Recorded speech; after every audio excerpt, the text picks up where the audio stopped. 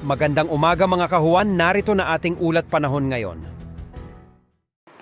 Kasalukuyan po itong shear line, inyong makikita na apektuhan itong extreme northern Luzon. Inaasa po natin kikilos patimog at maapektuhan itong malaking pong bahagi ng northern Luzon. Samantala, itong easterlies, nakikita nyo po, patuloy pa rin na nakakapekto sa lalabing pong bahagi ng ating bansa. Inyo nakikita, wala pong low pressure area o bagyo sa loob ng ating Philippine Area of Responsibility at ganyan din po sa Dagat Pasipiko. At sa nagtatanong, itong mga kakapan na ulap sa bandang south ng Mindanao, sa labas po ng ating Area of Responsibility, yan po yan ay Intertropical Convergence Zone o ITCZ. Itong ITCZ sa susunod na 24 oras ay hindi ito makakapekto sa ating bansa.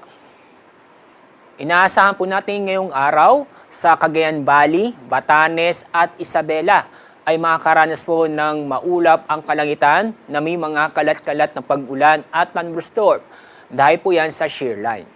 Samantala, itong lalabi pong bahagi ng ating bansa ay patuloy pa rin na makakaranas ng maganda at maliwalas ang panahon kung saan magiging bahagyang maulap hanggang sa maulap ang paporin na may tsansa ng mga isolated na mga pag-ulan sa bandang hapon o gabi.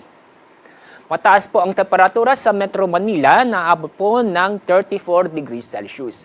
Sa Tuguegarao, aabot din sa 34 degrees Celsius. Sa mga kababayan po natin sa Baguio, mataas po ang temperatura na aabot ng 24 degrees Celsius. Dako tayo sa ibang bahagi ng ating bansa. Inaasahan po natin sa Puerto Princesa at yun din po sa Metro Davao, aabot po ng 34 degrees Celsius.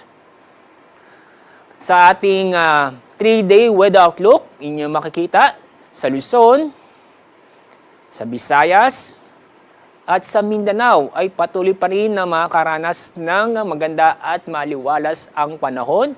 Pero asahan sa bandang hapon o gabi ang mga isolated na mga pag-ulan.